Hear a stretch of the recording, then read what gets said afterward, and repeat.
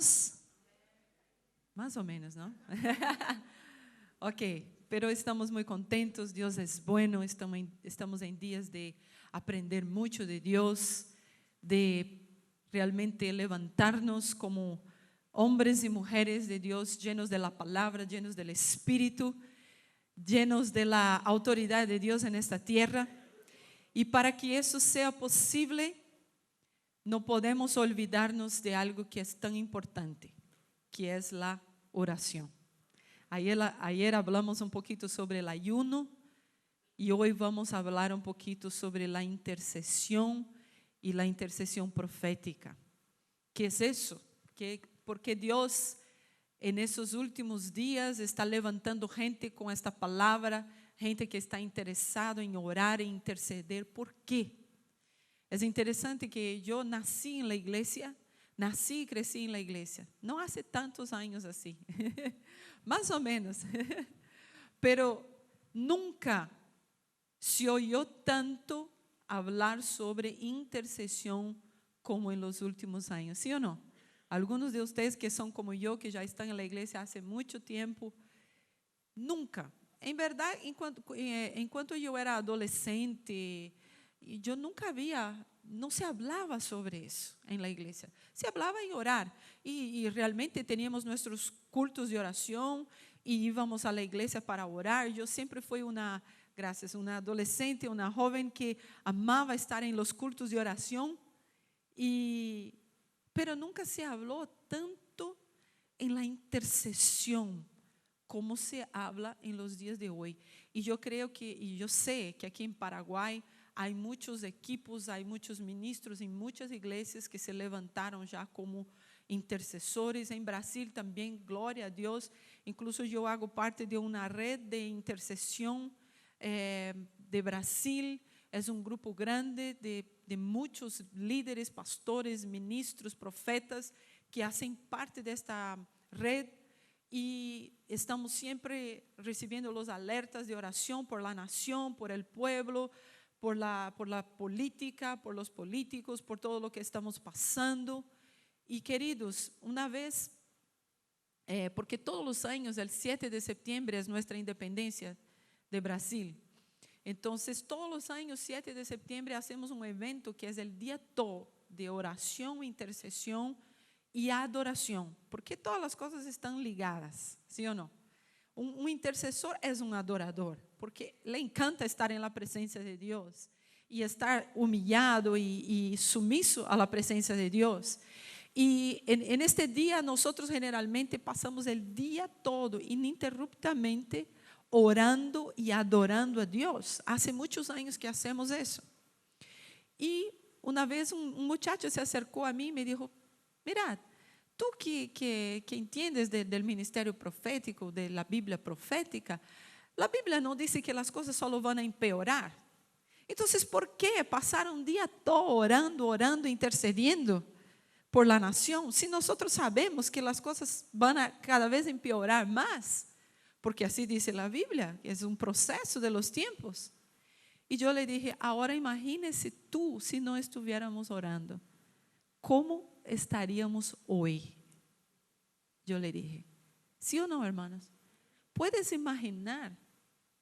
Yo le dije: ¿estamos viviendo problemas? Sí. ¿Estamos pasando por algunas situaciones difíciles en nuestras naciones? Sí. Pero imagínense si no estuviéramos orando, si no estuviéramos clamando y buscando la presencia de Dios y poniéndonos en la brecha en favor del pueblo, en favor de aquellos que están enceguecidos, que no conocen a Dios, que están en la idolatría, en la hechicería, y no están porque quieren estar, están porque nacieron, crecieron ahí, recibieron esa orientación, ese conocimiento, y están atados, están presos. ¿Y quién los va a libertar?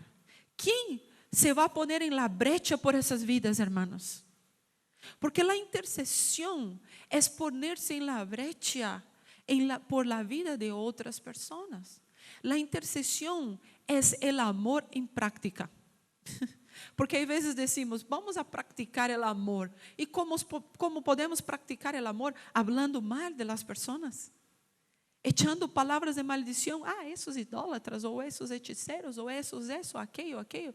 No, es declarando que Dios puede salvarles, que Dios puede liberarles, que Dios puede cambiar sus vidas.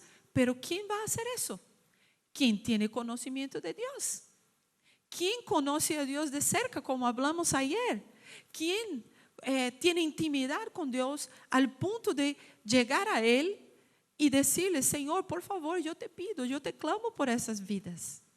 Y tú tienes el poder para liberar esas vidas de toda atadura en la mente, de toda fortaleza que ellos tienen en la mente, porque están atados por espíritus de religiosidad, espíritus de idolatría, hechicería, que atan sus mentes y sus corazones, y ellos no pueden ser liberados hasta que nosotros nos pongamos en la brecha. Yo quiero empezar leyendo el versículo 30 de Ezequiel 22. No está en las notas, hermanos, porque cada vez que estudio, yo hago las notas, estudio y tengo más notas para poner, pero así es un poquito más. No está en las notas, tú puedes apuntar eso.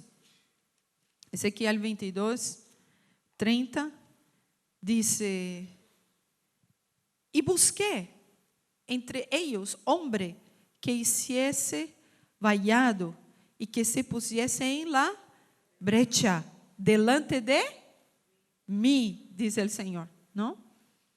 A favor de qué? De la tierra, para que yo no la destruyese. Ahora, tristemente él dice: y no lo hallé. Qué tristeza, porque Dios estaba buscando, mira, es interesante, Dios está buscando adoradores, sí, Dios está buscando intercesores. Amén. Dios está buscando intercesores, porque la intercesión es el amor en práctica. Porque si realmente amamos, vamos a ponernos de rodillas y vamos a llorar y vamos a clamar por la vida de aquellos que necesitan del amor de Dios. Es algo muy lindo, es un ministerio realmente, pero en la Biblia todos los cristianos somos llamados a ser intercesores. No es apenas un grupito que tiene que reunirse y orar. Somos todos llamados a orar y ser intercesores. Lo que pasa es que muchas veces es más fácil que nosotros pasamos la responsabilidad para otras personas, ¿sí o no? No, yo no voy a orar porque mira, hay un grupo allá que ellos están orando, ¿sí o no? Tuvimos una vez una situación en la iglesia y fue un problema, y de repente llegó uno de los hermanos y se acercó a nosotros y nos dijo así: yo no entiendo, los intercesores no están orando. Y yo les dije: ah, sí, y tú no tienes ninguna responsabilidad por la iglesia, por el cuerpo de Cristo. Si tú haces parte de ese cuerpo, tú también tienes responsabilidad.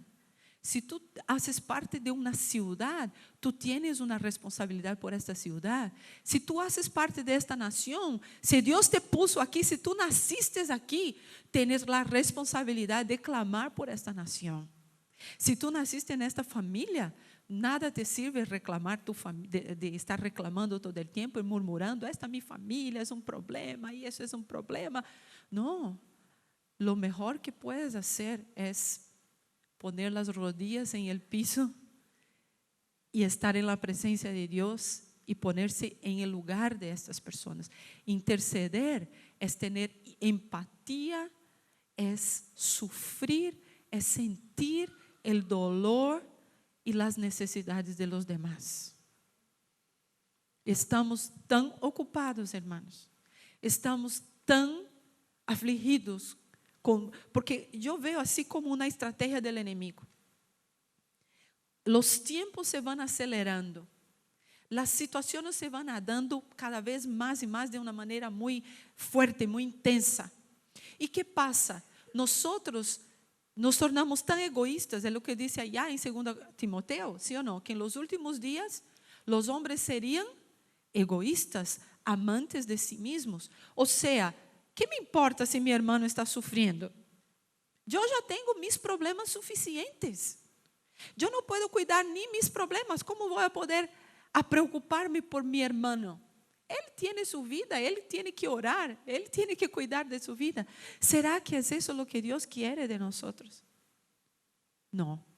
Cuando estás ahí en tu trabajo y estás viendo que hay gente que está sufriendo, que hay gente que está enferma, que está desesperada, está oprimida, está angustiada, ¿qué vas a hacer? Simplemente va a decir, mira, esta persona no conoce a Cristo, ¿qué hacer? No, tenemos que empezar con la intercesión, ponernos en el lugar de esta persona para que ella pueda ser liberada, para que ella pueda ser transformada. Ahí en los apuntes que les pasamos, en la página 13, dice que la palabra interceder viene del hebreo que significa pago, que significa chocar o colidir con violencia, o una lucha, la confrontación, así como un lugar de encuentro. Orar, ir con violencia en favor de otras personas, no con una guerra natural, pero en guerra espiritual. Es clamar, es insistir, es estar en la presencia de Dios hasta que el Señor haga cumplir sus propósitos en la vida de una persona, de una familia, de una iglesia, de un local, de un barrio, de una ciudad, de una nación.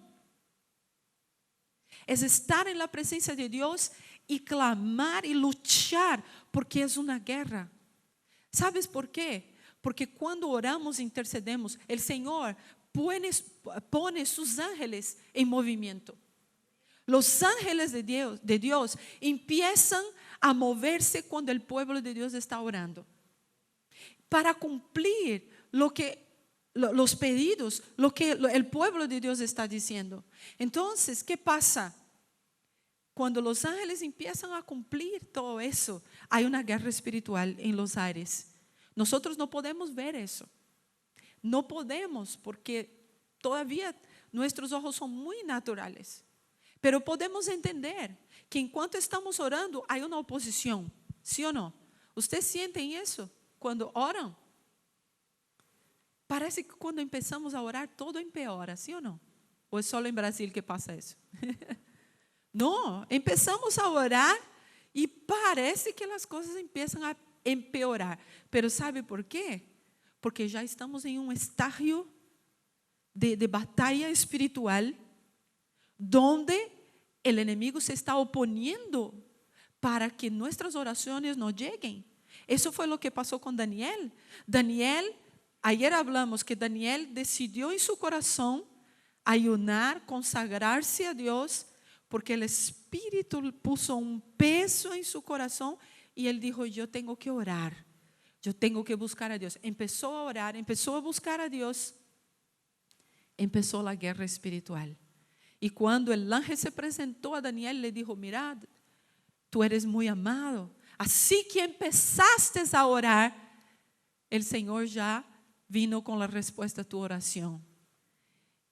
Pero yo estuve impedido porque el príncipe de Persia, que es un principado que actuaba en la Persia, en la región de Persia, estaba tratando de impedir que la oración de Daniel fuera cumplida y que la revelación de Dios llegara a él.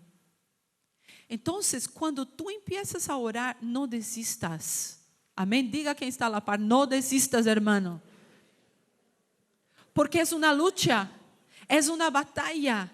Ora por tu familia, ora por tus hermanos, ora por aquellos que no conocen al Señor Jesús, ora por tu ciudad, ora por tu nación, porque Dios es poderoso para cambiar lo que no podemos imaginar. Dios ha hecho eso, está haciendo en los días de hoy. Entonces, es importante llegar a Dios con una actitud de quebrantamiento y sumisión, y ir contra todo lo que se opone a los planes de Dios en la vida de sus hijos.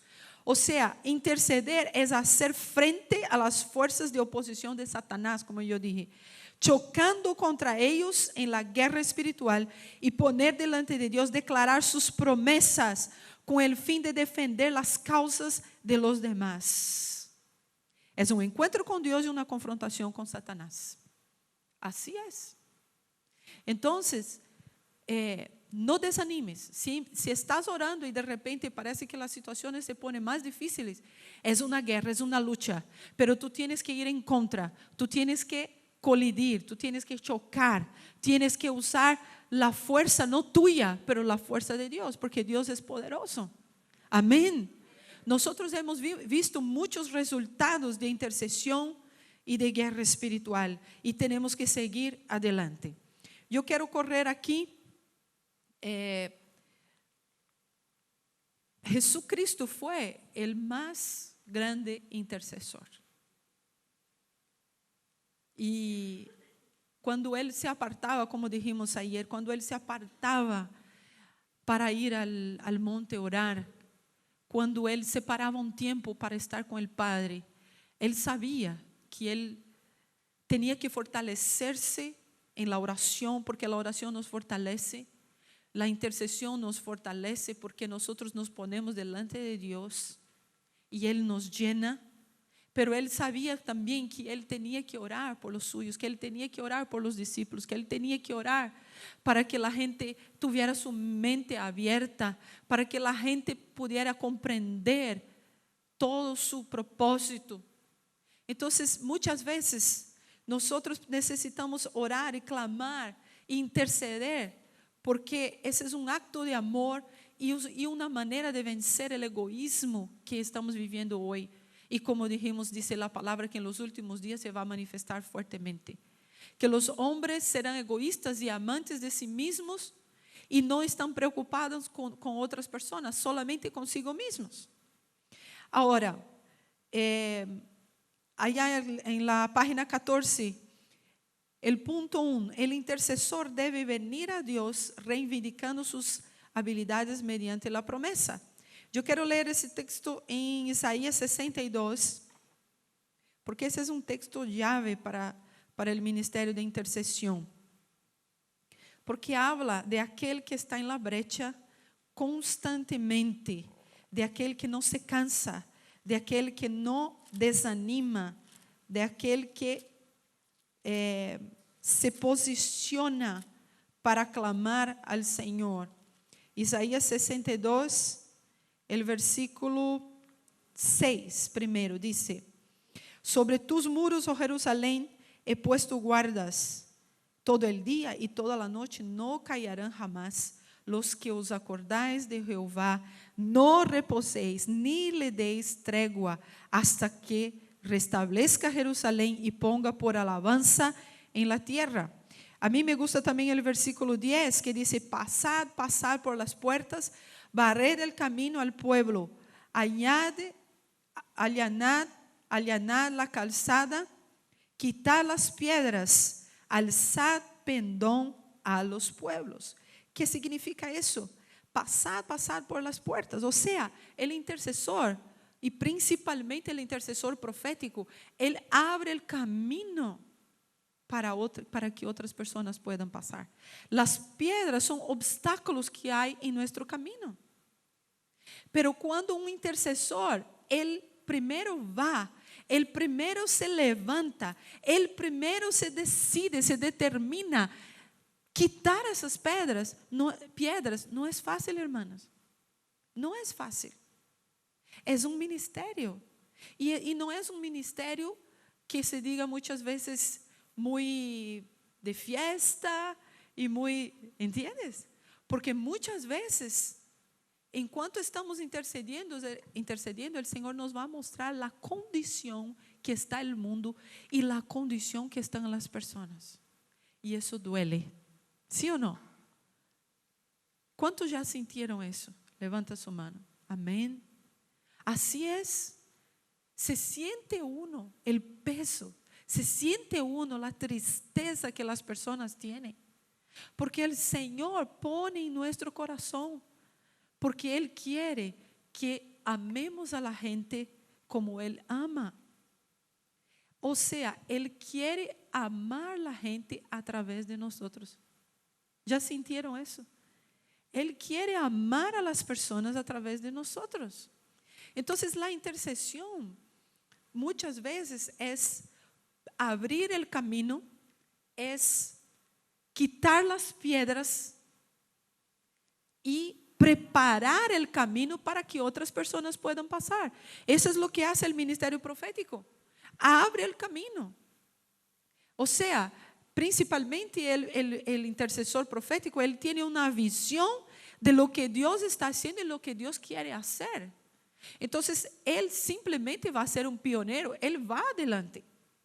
Y conforme él ve todas las luchas y dificultades, él va a clamar y va a buscar. Y eso, hermanos, no tiene hora. Amén. Puede ser por la mañana, por la tarde, por la noche, por la madrugada, ¿sí o no? De repente estás durmiendo o de repente el Señor te da un sueño y despiertas con Dios mostrándote cosas, hablando a tu corazón y ya tienes que levantarte y ya sabes que tienes que orar. Porque el Señor te está mostrando, el Señor te está incomodando para que puedas clamar por la vida de personas. Entonces, aquí dice, tenemos que reivindicar las habilidades mediante la promesa de Dios. Vamos a ser como guardas y guardar día y noche el camino para que otros puedan pasar. Y vamos a estar trayendo las habilidades de Dios que instruye y provee sanidad para mis necesidades y me apropia de las promesas de la palabra de Dios. Debemos proceder cuando interceder por las necesidades de otros. El punto 2, la intercesión es servir a Dios en la evangelización del mundo. Hablamos un poquito sobre eso. Salmo 2:8 dice, pídeme y te daré las naciones por herencia tuya y los extremos de la tierra por posesión tuya. El Espíritu no conoce distancias, aleluya, no hay límites en nuestro espíritu para interceder. Como a mí me gusta la definición del que el apóstol Darío habló el primer día, que para